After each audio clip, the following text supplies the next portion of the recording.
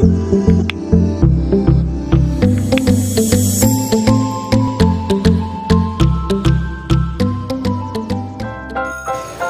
araw mga bata! Kamusta na kayo? Ako nga pala si Teacher Trix, ang magbibigay kaalaman sa bawat talakayan mula sa signaturang pangkalusugan. Kaya ano bang hinihintay nyo? Tara, samahan nyo ako at sabay-sabay tayong matuto. Bago tayo magumpisa ng ating talakayan, tinatawagan ko ang inyong kaklaseng si Annabel Talabis para sa panalangin. Panginoon po naming Diyos, salamat po ng napakarami dahil ligtas mo po kaming tinipon sa dakong ito upang makapag-aral po kami ngayon. Sana, linisin mo po anuman ang nakita mong hindi mabuti sa aming mga puso. Patawarin mo po kami sa aming mga kasalanan. Ihanda mo ang aming pag-iisip sa pagtanggap ng mga karunungan upang lalo naming maunawaan ang ituturo sa amin ngayon. Lalo mo pong tulungan ang aming mahal na guro, pagpalain mo po siya sa kanyang walang sawang pagmamalasakit sa amin. Magiging masaya nawa siya sa kanyang pagtuturo at kami naman ay handang makinig sa kanyang ituturo. Ingatan mo po kaming lahat sa buong panahon ng pag-aaral. Sa inyo pong lahat ng kapurihan, hinihingi po namin ang lahat ng ito sa pangalan ni Jesus sa aming dakilang tagapagligtas. Amen. Maraming salamat, Annabel. Ngayon naman ay itatala ko na ang mga liban sa klase ngayong araw na ito. Abril Kimberly R. Custudio Erilyn C. Haron Ana M. Kiatchon Dalia P. Rivera Emelita T. Sanchez Vanessa V. Talabis Annabel S. Mahusay mga bata, wala ni isa man ang liban sa araw na ito.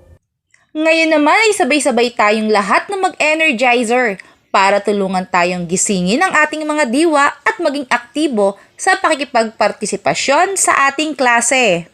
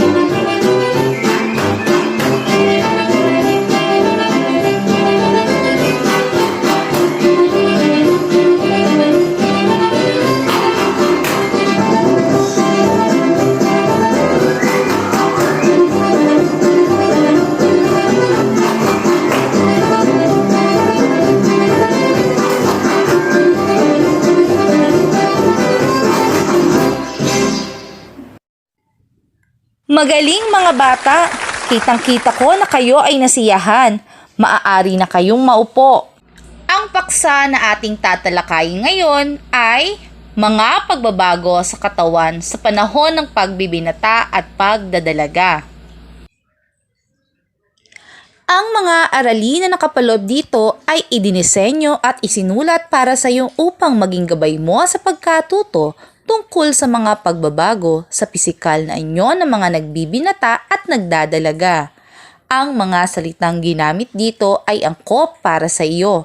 Ang mga araling nakapaloob dito ay naaayon sa tamang pagkakasunod-sunod para sa iyong pagkatuto. Matapos basahin at isagawa ang mga gawain sa aralin na ito, inaasahang mailalarawan mo ang mga pagbabagong pisikal, emosyonal at sosyal na mararanasan habang nagbibinata at nagdadalaga, at matatanggap ang mga pagbabagong ito bilang bahagi ng paglaki at pagtanda. Mga bata, panoorin ang video clip na aking inihanda at pagkatapos ay pag-usapan natin kung tungkol saan ito. Just a little bit caught in the middle. Life is a maze and love is a riddle. I don't know where to go, can't do it alone. I've tried and I don't know why. Slow it down, make it stop, or else my heart is going to pop. 'Cause it's too much, yeah, it's a lot to be something I'm not. I'm a fool out of love, 'cause I just can't get enough. I'm just a little bit caught in the middle. Life is a maze and love is a riddle. I don't know where to go, can't do it alone. I've tried and I don't know why. I'm just a little girl lost in the moment. I'm so scared that I don't show it. I can't figure it out, it's bringing me down. I know I got to let it go and just enjoy the show. Nagustuhan niyo ba ang video na inyong napanood? Mabuti naman kung ganon. Sa tingin niyo, ano ang mensahe na nais iparating nito? Sige nga, Vanessa. Ang video ay nagpapahatid ng mensahe tungkol sa mga pisikal na pagbabago ng mga babae at lalaki. Mahusay! Mayroon pa bang gusto magbigay ng kanilang opinyon? Okay, Kimberly, ikaw nga? Mula sa video na aking napanood, hindi lahat ay puro pisikal lang ang pagbabago. Kasali din dito ang mga ugali at mga bagay na inaayawan o kinahihiligan natin. Galing, Kimberly! Mukhang magiging maganda ang daloy ng ating talakayan dahil kita ko na umpisa pa lang ay marami na agad kayong mga ideya. Mga bata, maaari nyo ba akong tulungan na ayusin ang mga titik upang makabuo ng salita na may kinalaman sa ating tatalakayin? Maaari nyong itype sa ating group chat ang inyong sagot. Bibigyan ko kayo ng 15 segundo.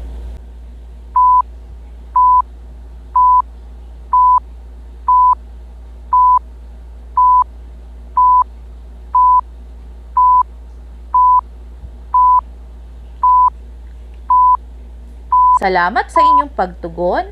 Ngayon ay aking i-check kung sino nga ba ang nakakuha ng tamang sagot sa pamamagitan ng pagpapakita kung ano nga ba ang nabuong salita. At ang nabuong salita ay puberty stage. Tama ang inyong kasagutan. Huwag mag-alala sa iba.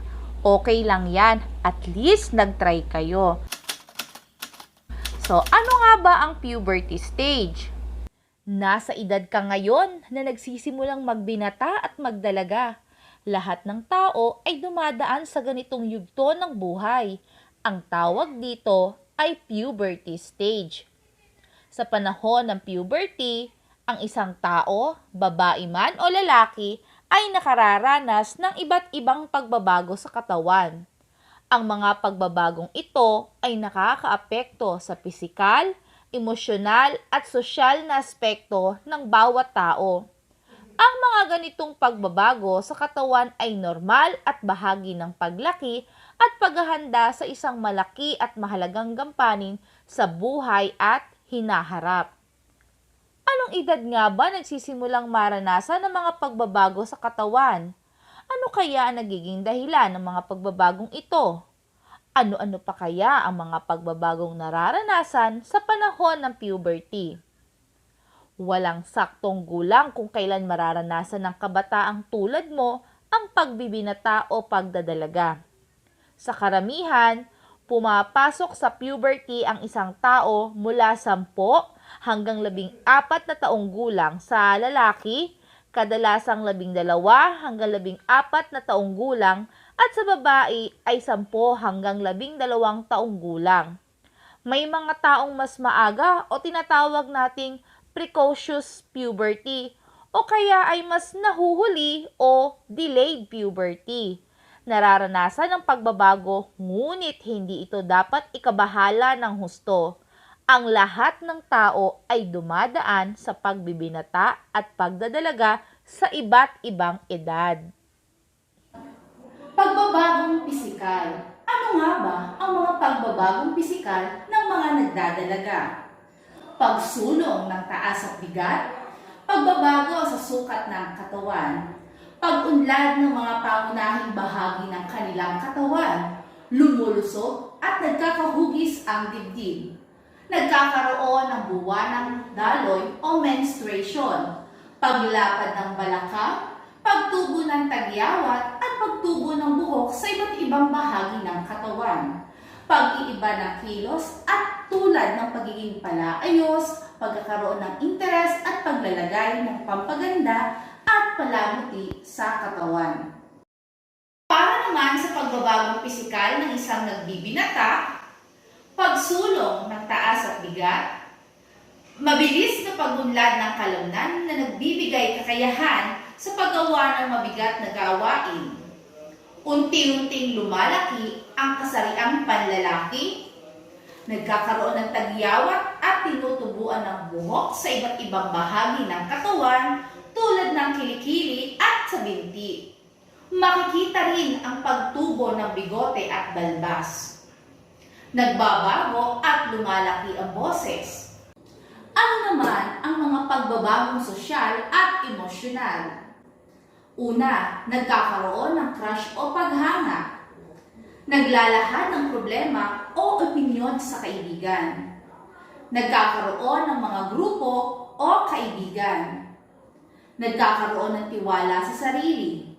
Nagiging responsable sa mga bagay-bagay tulad ng pag-aaral, pamilya, kaibigan at gawaing bahay. Nakapagpapasya. Nagiging matured ang ugali at angkop sa kilos at edad. Ang pagbabago sa level ng hormones at mentalidad ng isang tao ay maaaring makaapekto rin sa mga pagbabago sa pakikisalamuha at paraan ng pag-iisip ng isang tao. Ngayong nalaman nyo na ang mga pagbabagong pisikal, emosyonal at sosyal, may inihanda akong gawain. Pupunan nyo ang Venn diagram ng mga pagbabagong nararanasan sa katawan sa panahon ng pagbibinata at pagdadalaga.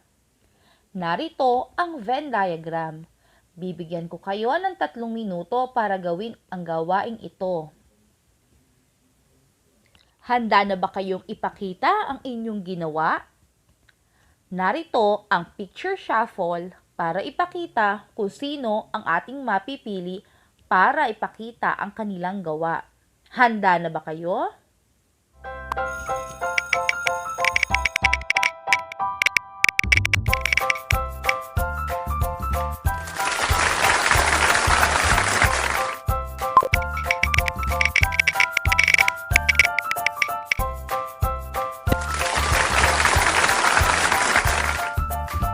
Ang napili na magpapakita ng kanilang gawain ay sina Dalia at Emelita.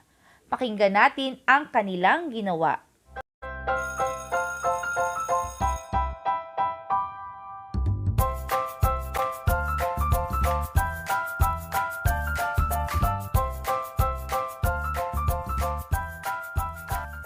Mahusay, Dalia at Emelita. Kayo ay talagang matamang nakikinig sa ating talakayan. Maaari ring ipasa ng iba ang kanilang ginawa para mabigyan ito ng karampatang puntos. Dadako naman tayo sa pangkatang gawain. Hahatiin ko kayo sa 3 grupo. Ngunit bago tayo mag-umpisa, narito ang pamantayan sa pangkatang gawain.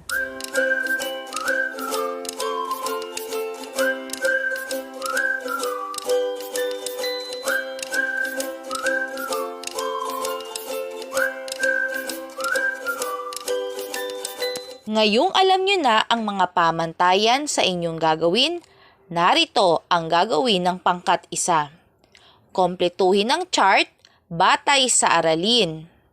Pangkat 2, gumawa ng flower chart at isulat sa gitna ng bulaklak ang wastong pangangalaga sa sarili sa panahon ng puberty at sa loob naman ng mga petals ang sagot nyo. Pangkat 3, upang higit mong makilala ang iyong sarili at ang iyong kagrupo, punan ang chart. Isulat ang mga pagbabagong pisikal, sosyal, at emosyonal na naganap sa inyong sarili. Ako noon at ako ngayon. Bibigyan ko kayo ng 10 minuto upang ipakita ang inyong ginawa. Maaari kayong bumuo ng pangalan ng inyong grupo at bigkasin ito kapag tapos na. Tingnan natin ngayon ang presentasyon ng bawat grupo. Mula sa pangkat 1, ang COVID-19 Nights na pangungunahan ng leader nila na si Erilyn.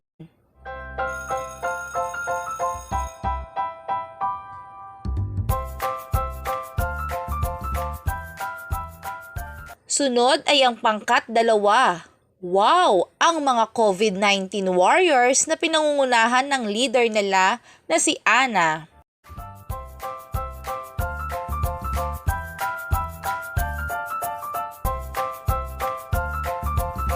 Ang huling pangkat, ang mga COVID-19 warriors mula sa leader nila na si Dalia.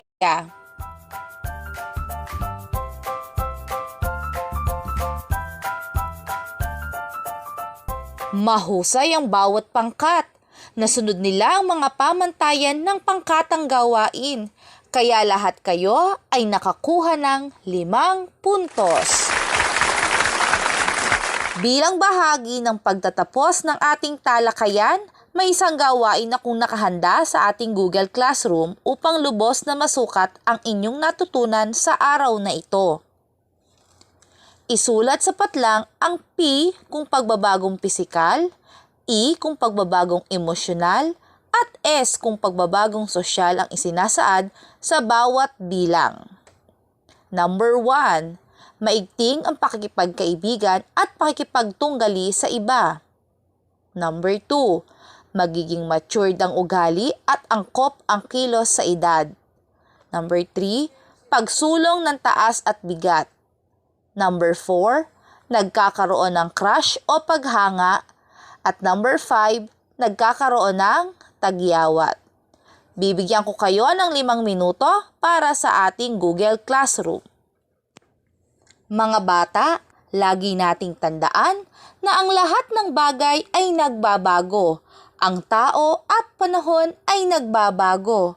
Ang pagbabago sa katawan ay normal sa isang bata at ito'y nagaganap sa panahon ng pagbibinata at pagdadalaga o puberty.